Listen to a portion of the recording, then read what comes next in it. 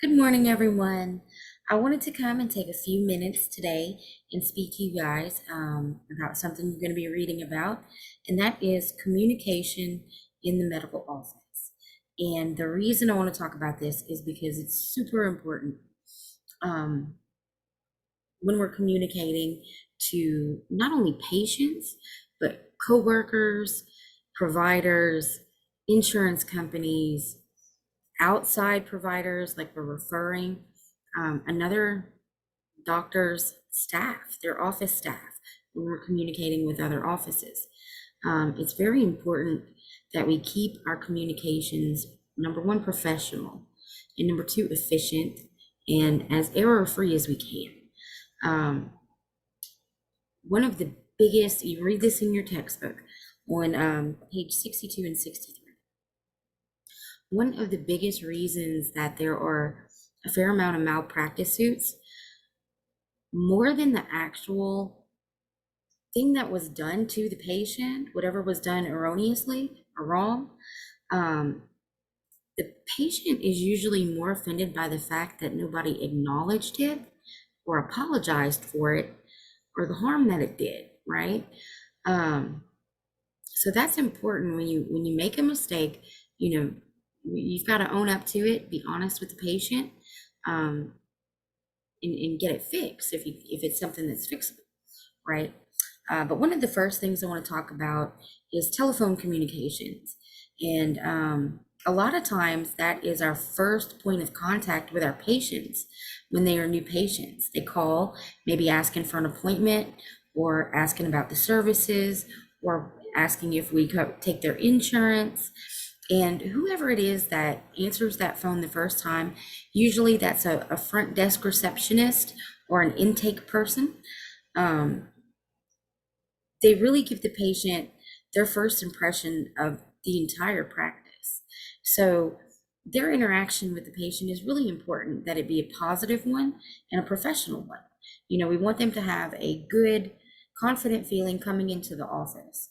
Um, Sometimes just letting them know what they can expect upon their first visit, helps put their mind at ease and make them more comfortable. There's actually a lot of people that don't like going to the doctor. They get nervous and they get some anxiety. And if we communicate effectively with them and let them know what to expect, it can ease some of that anxiety, which makes them a more pleasant patient to deal with when they do come into the office, right? So it helps everybody. So we want to make sure that we're communicating with our patients. And one of the things, it may sound corny, guys, but when you answer the phone, smile while you do it. It's amazing, but people can hear a smile over the phone. If there's a different feeling you get when somebody answers the phone. Medical clinic, how can I help you? It's not very friendly, not real professional either. Versus a proper greeting. Thank you for calling such and such a medical clinic. This is Brandy. How can I help you today? That's much more professional and much nicer. Um, you you've got to say who you are when you answer the phone, where they've called so they know they called the right place, and ask how you can help them, because that's what they're calling you for. They're calling for help. So, you know, make sure you have all those things in your greetings. And the textbook, actually, on page 63, gives you a great example. There's a little box, it's called like 4.2, and it's guidelines for proper telephone etiquette. And it'll give you some little tips and tricks on the correct way, the most professional way to handle those types of phone calls. And you'll get lots of phone calls from lots of different people, other doctors' offices, insurance companies, patients, and sometimes your patients are going to be upset. They may have a question about their bill that they don't understand. So we've got to be patient and, again, professional. Okay. And also, we've got to take them seriously, because the book gives another great example. A patient that calls in whose 7-year-old drank fishbowl water. To us, that's not going to be an emergent situation, but to a new parent, that could bring on a fair amount of anxiety for them. So we have to be understanding in that. and compassionate with our patients as well. Okay. Okay. The second thing I want to talk about, the second form of communication, well, and this kind of ties in with the telephone, is taking messages. There are certain, and a lot of offices have like a message form that if you answer the phone and it is a phone call that you can't answer, it's not for you. They have a message form that you can fill out with all the pertinent information. You need the patient's name, their date of birth, who they're calling for, what they're calling for. If it's prescription related, you may need to get the name of their pharmacy, the name of the medication, all that type of information, for it to be complete and accurate, and to go on to the next person and then be able to effectively do what they need to do. We've got to have all that information. So communication is key. All right, let's see. The next one I want to talk about is patient correspondence.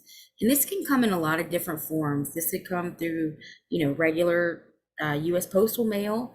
This could come in email, fax, phone calls, anything like that.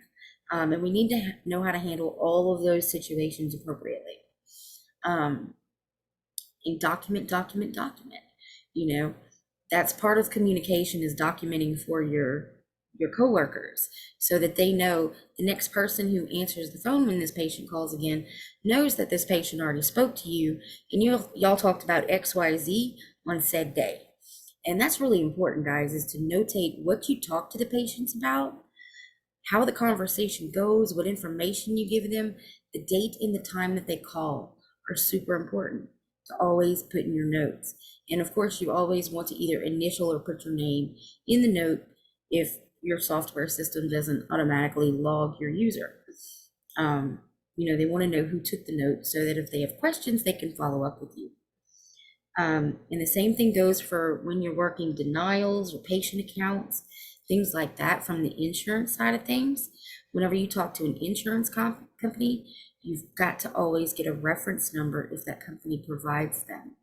Okay, because if you don't get a reference number, you can't refer back to a recording. And if you and the insurance agent didn't agree really or get the situation resolved and you have to call back, you need to say or be able to say that, hey, I called on such and such a day, I spoke with so and so, this is the reference number for that call, and this is what we discussed, and now I'm calling back to follow up or whatever, or provide more documentation, whatever the situation is going to call for. Okay, so you want to make sure that you are documenting thoroughly and accurately. Okay, guys. Another way that offices communicate a lot is through email and fax. And guys, you've got to be, I would say almost all offices now have secure email to where you can send out a message and not worry about it being intercepted. Everybody's either using a VPN, which is a virtual private network that secures their internet so nobody can hack in, or they're using encrypted emails or something like that. But you always want to make sure that you're protected in some form of fashion. And most of the time, direct PHI, patient information, is not sent in emails too often. Sometimes it has to be, but a lot of the times that kind of stuff is going to be sent via in the mail or fax, or they'll get it electronically through claim submissions and things like that. So you want to make sure that your emails are containing the right information, you're not violating HIPAA, and everything's secure so it's not getting sent out into the world willy-willy. And fax. Always, guys, big thing, verify fax numbers. A lot of claims and medical documentation, if you're doing insurance billing, medical billing, will be faxed into the insurance companies. One digit wrong, and you have a HIPAA violation, okay? Which could be a big deal if it gets to, say you send it to the wrong office and it gets to a fax machine that 300 people can access said fax machine. That's a pretty big HIPAA violation. So you've got to be really vigilant about where you're sending things, verifying phone numbers, verifying fax numbers, and things like that, okay? Let's see. Let's talk a little bit real quick about communication with other doctors' offices for things like patient referrals or records requests or things like that. Um, First of all, you got to make sure you have your release authorizations. If you're requesting information from another office, you've got to have that release authorization signed by the patient saying that you can have access to that information. And it goes the same in reverse. If they're requesting information from you, you cannot give it to them without a signed authorization, a signed release from the patient. So you've got to make sure that your paperwork's in order before you start giving out information and sending information. And the same goes, a lot of people think that a person's attorney, a person's lawyer has automatic rights to their personal health information or the health record, and that is not the case. Even attorneys, if say it's a motor vehicle accident and the attorney needs your medical records for your court case, well, guess what? That attorney's got to have a release authorization also. It's got to be signed by the patient. It's got to be dated. And